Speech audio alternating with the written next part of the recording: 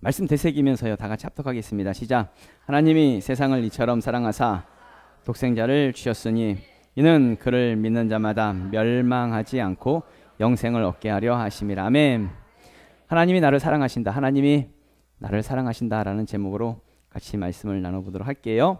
오늘도 옆에 분들하고 좀 어색할 수 있지만 다시 한 번 더 우리 축복하는 마음으로 당신은 복의 사람입니다. 인사하겠습니다. 당신은 복의 사람입니다. 다른 분 그 옆에 분 당신은 복의 사람입니다. 이번엔 다시 한 번 더 하이파이브. 아싸 기적이 일어납니다. 다른 분하고 아싸 기적이 일어납니다. 또 다른 분하고 아싸 기적이 일어납니다. 놀라운 기적이 일어나고 있습니다. 지난주에 우리 원뿔데이라고 해가지고 1+1 한 분씩 초청하는 그런 시간을 가졌습니다. 그래서 우리 교회 80명 대회를 했지요. 지난주에 정확하게 80명이 같이 예배를 드렸습니다. 와, 모든 영광을 돌려드리겠습니다. 이럴 줄 알았으면 100명 대회 할 걸 그랬습니다. 왜냐하면 그 시편 한번 말씀도 있는데 81편 10절에 보면 나는 너를 애굽 땅에서 인도하여 낸 여호와 내 하나님이니 내 입을 크게 열라 내가 채우리라 하였으나 이렇게 말씀하고 있죠. 입을 크게 열었어야 되는데 100명 했어야 되는데 아쉽습니다. 입을 크게 열라 이게 아니고 크게 선포하고 믿음으로 선포하면 되는 건데 결국 이게 뭐냐면 믿음의 문제라는 거예요. 믿음의 문제. 정말 하나님께서 역사하실 줄로 믿고 흔들리지 않는 믿음으로 나아가는 것, 이게 굉장히 중요하다는 이야기입니다. 그럼 우리는 기적을 경험하게 되는 것이고 우리 앞날에는 형통이 열어지는 것이겠지요. 왜냐하면 우리는 복의 사람이기 때문에 그렇습니다. 지난주에도 같이 말씀 나눴던 것이 복의 사람이었습니다. 우리는 다 복의 사람이라고. 여러분 서로 인사했습니다. 복의 사람이라고. 당신은 복의 사람입니다. 왜냐하면 하나님이 우리를 복으로 만드셨고 또 우리를 복으로 부르셨습니다. 그래서 우리는 복의 사람입니다. 믿으라는 거예요. 다른 걸 믿으라는 말씀이 아니라 제발 좀 우리가 복의 사람이라고 하는 건 이것을 한번 꼭 믿으시라는 이야기입니다. 그 지난주에 말씀 나눴던 것이 요셉의 이야기였죠. 요셉은 형들에게 미움을 받아서 노예 상인에게, 그러니까 인신매매 당해가지고 노예 상인에게 팔렸습니다. 그리고 모든 청춘을 다 종살이했습니다. 머슴살이했습니다. 세월 그렇게 다 보내고 또 억울한 누명까지 쓰고 감옥에 갇혔는데 근데 요셉은 어디를 가든지 무슨 일을 하든지 형통했다는 거예요. 어떻게 요셉은 형통할 수 있었을까? 성경은 말씀하기를 하나님이 요셉과 함께 하셔서 요셉이 형통했다는 것이죠. 이것이 바로 복의 사람이 되는 비결입니다. 어떤 어려운 일, 어려운 상황, 힘든 문제, 너무 힘들어서 죽을 것 같은 그런 상황이 있다 할지라도 하나님이 나와 함께 하시면 되는 겁니다. 그래서 우리는 이걸 믿는 겁니다. 이것이 바로 믿음이라고요. 그러니까 잘 되면 하나님이 나와 함께 하시는 것 같고 안 되면 하나님 없는 것 같고 그런 느낌에 속지 말라고요. 어떤 상황, 어떤 순간, 어떤 어려움 속에 있다 할지라도 하나님이 나와 함께 하시는 것, 그걸 붙드는 겁니다. 그러면 그 믿음에 의해서 기적이 일어나는 것이죠. 하나님은 아브라함을 부르실 때에 복으로, 너는 복이 될지라 복으로 부르셨습니다.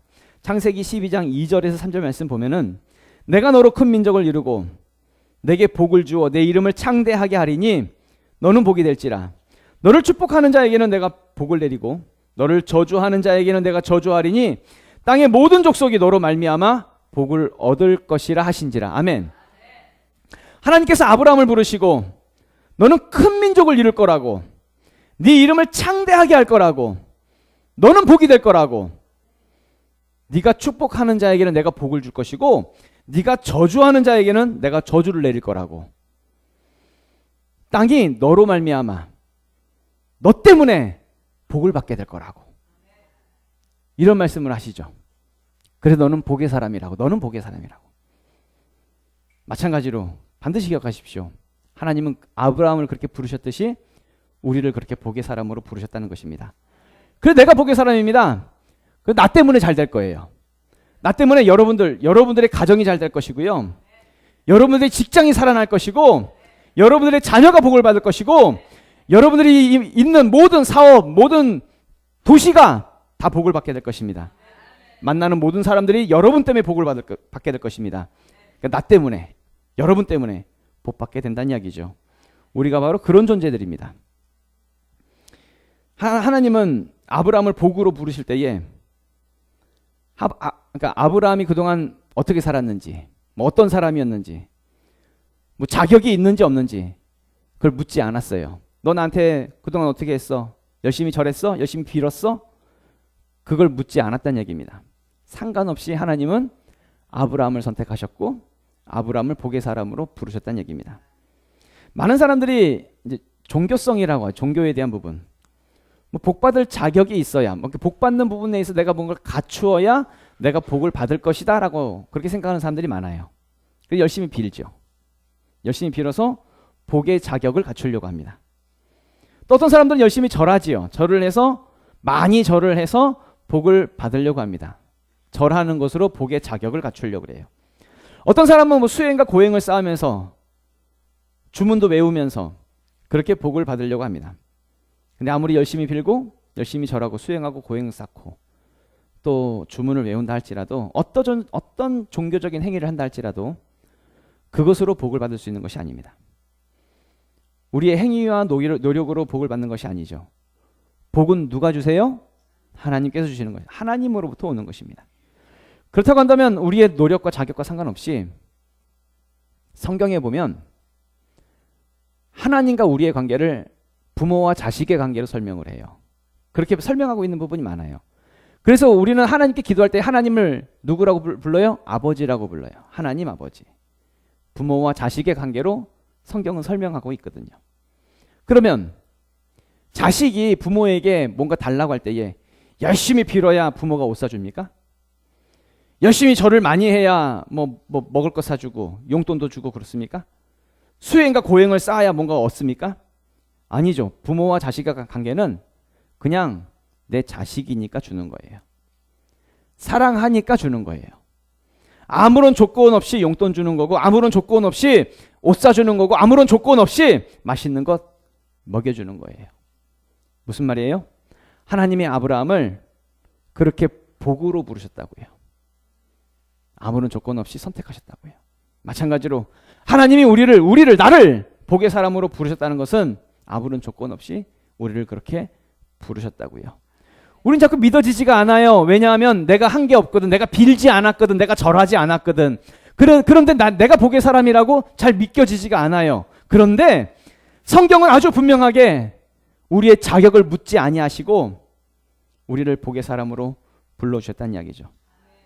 그래서 지금 당장 힘든 상황 속에 있다 할지라도 또 어디를 간다 할지라도 괜찮아요.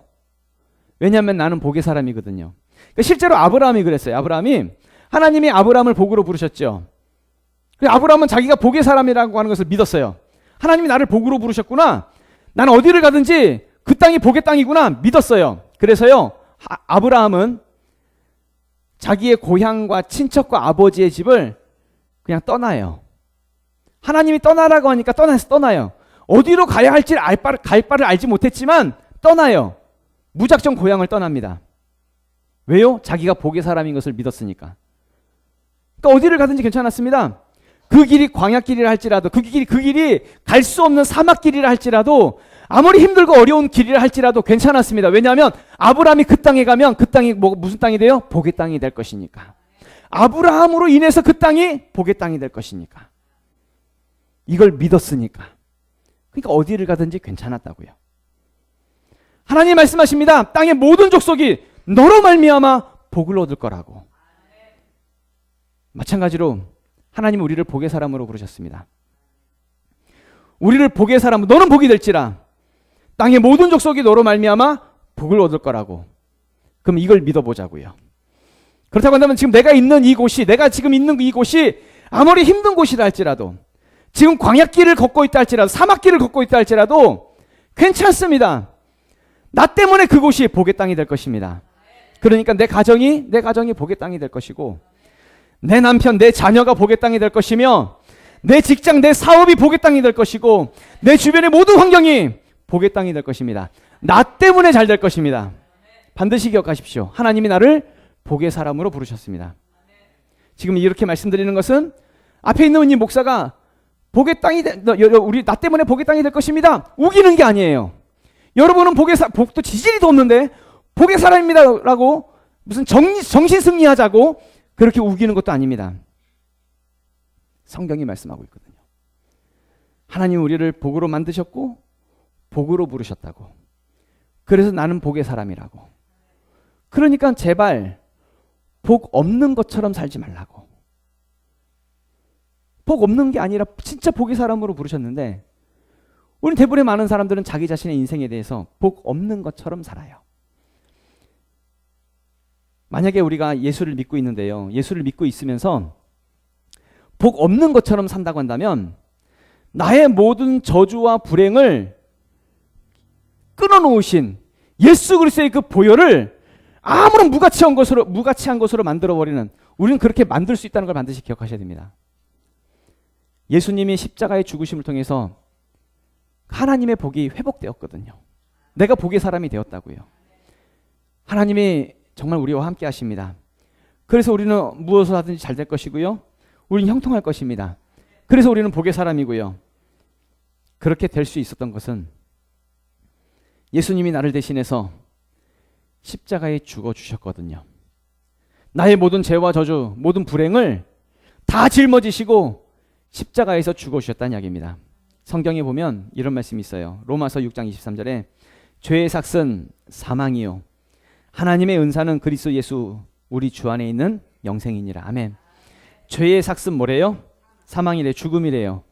죄를 지었으면 죄에 대한 대가는 반드시 죽음으로 갚아야 한다 라는 것이 성경의 말씀이에요. 하나님께서 말씀하신 법으로 딱 정해놓으신 말씀이라고요. 그런데 이 죄에 대한 문제, 이 죄에 대한 것을 내 힘으로 해결할 수가 있어요? 없어요? 없어요.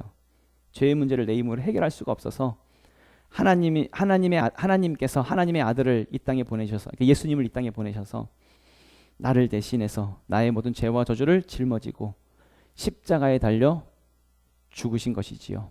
그렇게 우리의 모든 죄와 저주가 해결된 것입니다. 그래서 그동안 끊어졌던 모든 하나님의 복이 회복될 수 있었던 것이죠.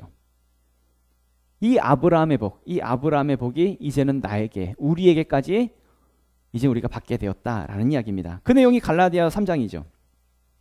그리스도께서 우리를 위하여 저주를 받은 바 되사 율법의 저주에서 우리를 속량하셨으니 기록된 바 나무에 달린 자마다 저주 아래 있는 자라 하였음이라. 이는 그리스도 예수 안에서 아브라함의 복이 이방인에게 미치게 하고 또 우리로 하여금 믿음으로 말미암아 성령의 약속을 받게 하려 함이라. 아멘. 예수님께서 십자가에 달려 죽으셨지요. 그리고 우리의 모든 죄와 저주가 속량되었습니다. 그래서 우리는 아브라함의 복을 받을 수 있게 되었다라고 말씀하고 있는 부분이지요. 성경은 이 부분에 대해서, 우리가 아브라함의 복의 사람이 된 것에 대해서 다른 것으로 말씀하지 않고 우리를 사랑하기 때문이다 라고 말씀을 하고 있어요. 나를 사랑하기 때문에, 하나님이 나를 사랑하셔서 예수님을 우리에게 내어주셨고 그래서 우리가 복의 사람이 된 것이다. 그래서 오늘 본문 말씀이죠. 요한복음 3장 16절에 보면 하나님이 세상을 이처럼 사랑하사 독생자를 주셨으니 이는 그를 믿는 자마다 멸망하지 않고 영생을 얻게 하려 하심이라. 아멘. 하나님이 세상을 이처럼 사랑하셨다고. 그러니까 세상이라고 하는 단어를 넣어서 그렇지, 이거를 조금 바꿔서 하나님이 나를 사랑하셨다고, 하나님이 우리를 사랑하셨다고, 굳이 이름을 붙이자면 하나님이 곽성녀를 사랑하셨다고. 그래서 그 아들 예수 그리스도 독생자를 우리에게 내어주셨고 그분이 십자가에 달려 죽으심을 통해서 그를 믿는 자마다 멸망하지 않고 영생을 얻게 하기 위해서 그분이 십자가에 달려 돌아가셨다는 얘기입니다. 다른 이유가 아닙니다. 나를 사랑하셨기 때문에 죽으셨다고요. 나를 사랑하셨기 때문에 나를 복의 사람으로 만들기 위해서 십자가에 달려 죽으셨다고요. 그 내용이 다른 구절 찾아보면 로마서 5장 8절 말씀이죠. 우리가 아직 죄인 되었을 때에 그리스도께서 우리를 위하여 죽으심으로 하나님께서 우리에 대한 자기의 사랑을 확증하셨느니라. 아멘. 예수님이 자신을 죽으심으로, 누구를 위해서? 우리를 위해서 죽으심으로 우리에 대한 자기의 사랑을 확증하셨다고. 그것이 증거로 남기셨다고. 다른 것이 아니라 사랑이라고. 우리를 향한 사랑이라고. 다른 누구를 사랑하신 것이 아니라 날 사랑하셨다고. 그 대신 죽어주실 수 있었다라고 말씀하고 있는 부분이죠. 이 부분에 대해서 예전에 이제 여러분들께 많이 말씀드렸던 부분 중에 하나가 잃어버린 한 마리의 양 비유를 많이 말씀드렸지요. 한 번 더 말씀드릴게요. 마태복음 18장 12절 말씀 보면은 이런 내용이 있어요. 너희 생각엔 어떠하냐? 만일 어떤 사람이 양 100마리가 있는데 그 중에 하나가 길을 잃었으면 그 99마리를 산에 두고 가서 길 잃은 양을 찾지 않겠느냐? 아멘. 이 예수님 말씀이세요. 자, 여러분께 한번 여쭤볼게요. 그냥 논리적으로 생각할 때에 양 100마리가 있습니다. 양 100마리가 있는데 이렇게 양치다가 산에 올라갔다 내려왔어요. 내려왔는데 보니까 한 마리를 잃어버렸습니다. 그러면 여러분 생각에는 어떻게 하시겠습니까? 99마리 근데 내팽개치고 한 마리 찾으러 올라가겠습니까? 아니면 99마리라도 좀 지키겠습니까? 한 마리 좀 잃어버린 건 좀 아쉽지만 99마리라도 지키겠습니까? 그냥 경제적인 논리로 따지면 한 마리라도, 그러니까 한 마리 잃어버린 한 마리 그냥 내버려 두고, 좀 아쉽지만 내버려 두고 99마리 지켜야 되잖아요. 이게 경제적인 논리로 맞잖아요. 우리의 일반적인 생각이 맞잖아요. 그런데 예수님은 99마리를 내버려 두고 한 마리를 찾으시겠다고 합니다. 왜 그래요? 그 한 마리의 양이 나니까. 다시 말씀드리면 한 마리의 양을 사랑하니까. 그 잃어버린 한 마리의 양, 그 잃어버린 그 한 마리의 양을 그 양이 아니면 안 되니까. 그 양만 있어야 되니까. 이렇게 말씀드리기가 좀 어렵나요? 그럼 다시 말씀드릴게요. 여러분들의 자녀가 있습니다. 이제 어린이집, 유치원 다니는 어린 자식이 있습니다. 아이가 있습니다. 어린이집에서 산에 놀러 갔습니다. 놀러 갔다가 100명의 아이들이 올라갔다가 내려왔는데 하나를 잃어버렸습니다. 근데 그 하나 잃어버린 게 내 자식이에요. 그럼 여러분 어떻게 하시겠습니까? 99명이 있으니까 한 명 잃어버린 건 좀 아쉽지만 99명 지키겠습니까? 아니면 99명 내팽개치고 잃어버린 그 한 명 내 자식 찾으러 가겠습니까? 내 자식 찾으러 가야지. 왜요? 사랑하니까. 내 자식이 아니면 다른 누구로 대체할 수가 없으니까. 그 자식 아니면 안 되니까 찾아야지. 예수님이 우리를 바라보는 것이 바로 그렇다는 얘기입니다. 99명 내버려 두고 99마리 내버려 두고 잃어버린 한 마리의 양, 그렇게 나를 바라보고 계신다고. 나를 그렇게 생각하신다고. 나를 그렇게 사랑하신다고요. 왜요? 내가 아니면 안 되니까. 예수님도 잃어버린 양 한 마리 찾겠다고 하시는 것은 정말 그 잃어버린 양을 사랑하기 때문에, 그 양이 아니면 안 되기 때문에. 그래서 예수님 말씀하시죠. 예수님은 나를 사랑하사 나를 살리시기 위해서 아낌없이 자기 목숨을 내어주신 거라고. 다른 것이 아니라 나를 복의 사람으로 만드시기 위해서 자기 생명을 십자가에 버리셨다는 이야기입니다. 나 천국 가게 하기 위해서, 나 복의 사람 만들기 위해서. 예전에도 많이 들었던 내용인데 꼭 하나님이 날 사랑하신다라고 하는 이 내용을 같이 말씀 나눌 때는 항상 이 찬양을 한 번씩 듣거든요. 근데 오늘도 한번 들어볼게요. 또 처음 들으시는 분도 계시니까. 잠깐만요. 청관우 목사님 찬양 중에 It's OK라고 하는 찬양이 있어요. 그 가사 중에 네가 없는 영원한 천국보다 죽음을 택할 만큼 너를 사랑하니까 너를 사랑해, 이제 이런 가사의 내용이 있는데 한번 들어보도록 할게요. 네가 없는 영원한 천국보다 죽음을 택할 만큼 널 사랑하니까 널 사랑해. 예, 가사의 내용이 이런데요. 무슨 말이에요? 잘 보면 내가 없는 영원한 천국보다 하나님은 날 천국 가게 하기 위해서 죽음을 선택하셨다는 거예요. 왜냐하면 우리 스스로는 죄의 문제를 해결할 수가 없거든요. 내 죄를 해결하시기 위해서 자기 목숨을 아낌없이 내어주셨다고요. 왜냐하면 하나님은 내가 천국 가게 하기 위해서 다 모든 걸 준비해 놨는데 내가 천국에 들어가지 않으면 그 천국이 무슨 의미가 있겠어요? 아무 의미가 없다고요.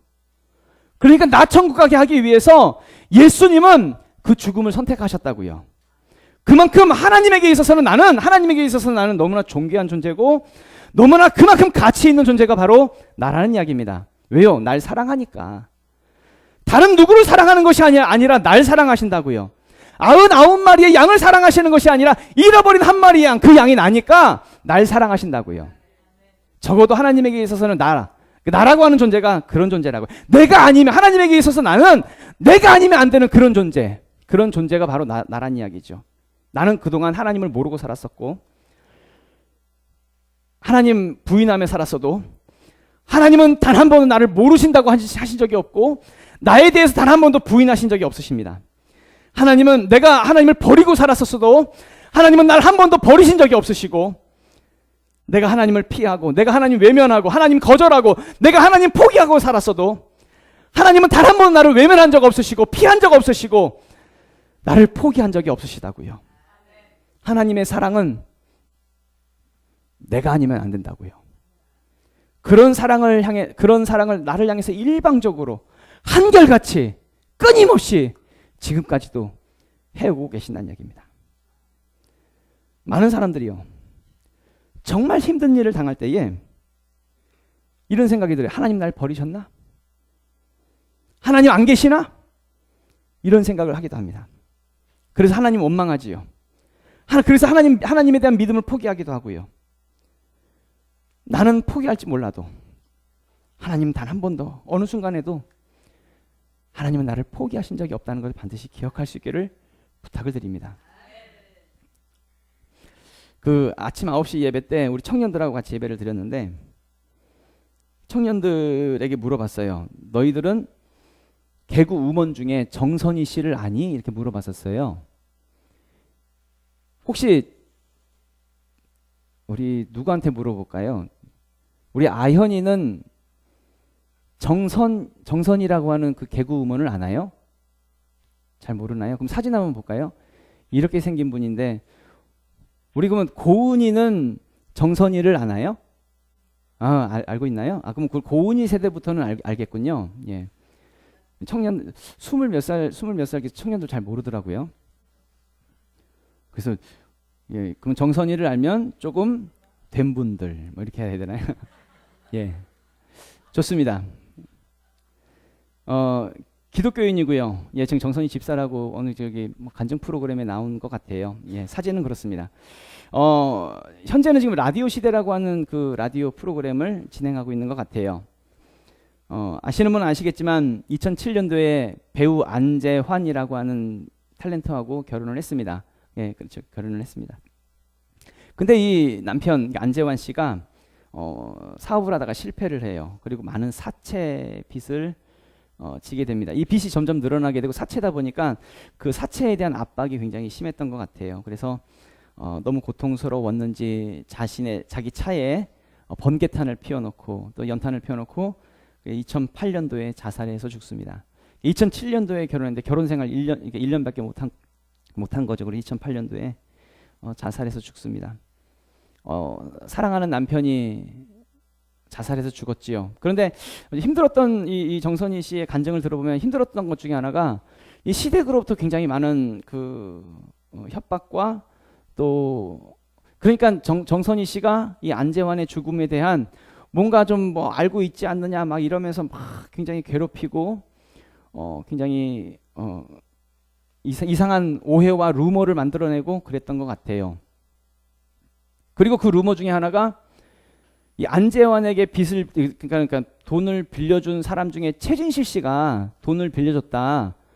이게 또 루머가 돌아가지고 최진실 때문에 안재환이 죽었다. 이제 이렇게 되니까 최진실 씨가 또 괴로워가지고 화장실에서 목매달아 자살을 했지요. 그리고 최진실은 누군지 알죠. 그리고 또 그러다 보니까 그 동생 최진영도 죽고 그 전 남편이었던 조성민도 자살해 죽고. 하여튼 2008년도, 2009년도, 2010년도까지인가요? 하여튼 자살, 연예인들 자살이 이때 당시에 굉장히 많았던 것으로 기억을 합니다. 이때 정선희 씨가 자기 사랑하는 남편 죽었고요. 자기 진짜 사랑하는 친구, 친한 친구 최진실 씨가 또 자기 때문에, 자기 남편 때문에 루머에 휩싸여가지고 오해 때문에 목매달아 죽고요. 남편 잃었죠. 친구 잃었죠. 충격에서, 이 고통에서 헤어나오질 못하는 거예요. 너무 고통스러워요. 너무 아픈 거예요. 그러면서 하나님께 울부짖으면서 기도를 하면서 그 중에서 이제 하나님을 만나고 다시 회복되어지는 그런 간증의 내용이 굉장히 짧은 내용인데 간증하는 내용이 있어요. 그 동영상으로 준비했는데요. 근데 이제 영상을 만든 사람이 그 임시완 씨 그 배우의 어떤 그런 거를 그냥 넣어서 만들었는데 한번 참고해서 보세요. 그냥 내용은 정선희 씨의 간증의 내용입니다. 예, 한번 보도록 하겠습니다. 하나님, 이런 일이 왜 제 주변에 연달아서 일어나고 있나요? 하나님, 저 좀 어떻게 해주세요. 답을 모르겠어요. 대답이 없으신 거예요. 하나님이 대답을 해주셔야 되는데 왜 이런 일이 일어났고 얼마만 참으면 다시 회복될 것이고 괜찮아 라는 말만 한마디만 내 귀에 들리도록 얘기해 주셨다면, 그랬다면 살 수 있을 것 같았는데 아무런 소리도 들리지 않았어요. 그 순간 생각했어요. 하나님이 날 버렸다. 하나님이 날 버렸다. 화가 났어요. 왜 이걸 다 허락하고 보고 계세요? 이걸 왜 허락하고 보고 계세요? 이건 옳지 않은 거잖아요. 이건 잘못된 거잖아요. 이걸 왜 허락하고, 이걸 왜 제가 감당하게 하세요? 화를 쏟아 부었어요. 그 다음에 두려웠어요. 그 다음에 다시 하나님을 붙잡았어요. 하나님, 잘못했어요. 살려주세요. 제가 잘못했어요. 제가 뭘 잘못했는지만 알려주신다면 제가 고칠게요. 그 대신 저 좀 어떻게 해주세요. 저 어떻게 해야 될지 해답을 좀 주세요. 하나님, 들리게 해주세요. 하나님, 보여주세요. 하나님, 너무 고통스러워서 살 수가 없어요. 하루가 너무 두렵고 내일이 오지 않았으면 좋겠습니다. 너무 고통스러워서 살 수가 없어요. 너무 아파서 살 수가 없어요. 마음이 너무 아파요. 그때 하나님께서 진짜 제가 정말 미칠 것처럼 막 소리 지르면서 악다구니를 펼칠 때 하나님께서 정말 너무 솜사탕처럼 다가오신 거예요. 그러면서 저한테 그렇게 말씀하시는 것 같았어요. 어느 순간이에요. 정말 그렇게 울부짖고 있는데 그 기도 중에 피식하고 웃음이 나왔던 게, 그 느낌이 훅 스며든 거예요. 자, 요리를 하자. 뜬금없이 그런 생각이 드는 거예요. 무슨 요리요? 내가 맛있는 요리를 해줄게. 자, 이 요리를 만들기 위해서는 설탕, 소금, 후추, 약간의 쓴 향초, 매운맛을 좋아하면 고춧가루, 여러 가지 조미료가 필요해. 자, 요리를 만들자. 근데 이 요리에 쓰이는 조미료가 이렇게 있어. 너 배고프면 이 요리를 만들기도 전에 이 조미료를 다 먹을 거니? 화가 난다고 고춧가루를 들이붓을 거니? 슬프다고 소금을 통째로 들이붓을 거야? 배가 고프다고 숲을 끓이려고 했는데 맹물을 들이붓을 거야? 슬픔도 고통도 절망도 쪽팔림도 너한테 줬어. 맞아. 실존하는 감정이야. 내가 허락한 감정이야. 왜? 소스로 준 거야. 요리하자. 소스 먹지 말고 요리를 먹자. 고통스럽지만 고통을 먹지 마. 슬프지만 슬픔에 지배당하지 마. 내가 너를 사랑해. 내가 너한테 준 감정들이야. 네가 더 커. 네가 얘네들보다 더 커. 네가 다스려야 해. 네가 다스림을 받는 아이가 아니야. 왜? 내가 너를 사랑하니까.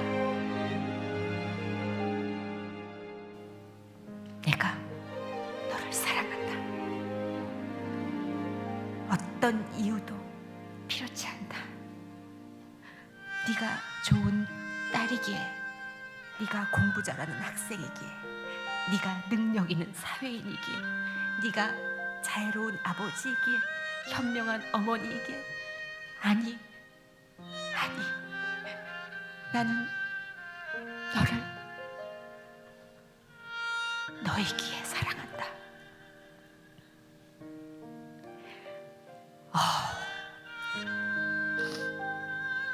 그거는 제가 정말 죽을 때까지 하나님 곁에 가는 그 순간까지 여러분께 올바른 표현으로 전달해 드릴 수가 없을 것 같아요.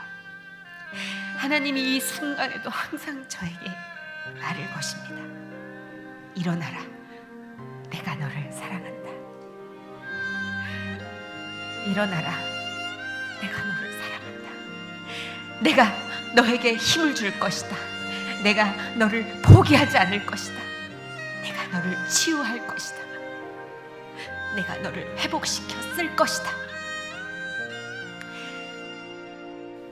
그 만남이 없었으면 저는 지금껏 많은 일들을 감당할 수 없었을 거예요.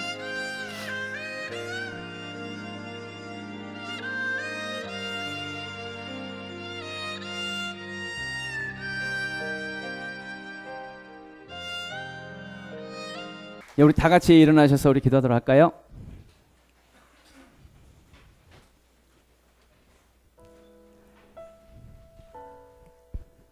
예. 반드시 기억하십시오. 하나님은 나를 사랑하십니다. 나를 정말 많이 사랑하십니다. 내가 잘나서, 내가 어떤 자격이 있어서, 내가 또 열심히 빌고 절하고 주문을 외워서 나를 사랑하시는 것이 아니라 나이기 때문에 사랑하신 거예요. 99마리의 양을 버려두고 그 잃어버린 한 마리의 양, 그 잃어버린 한 마리의 양이 나니까, 나여서 사랑하신 거예요. 그리고 나를 찾고 계십니다. 계속 부르고 계십니다. 왜요? 사랑하니까요.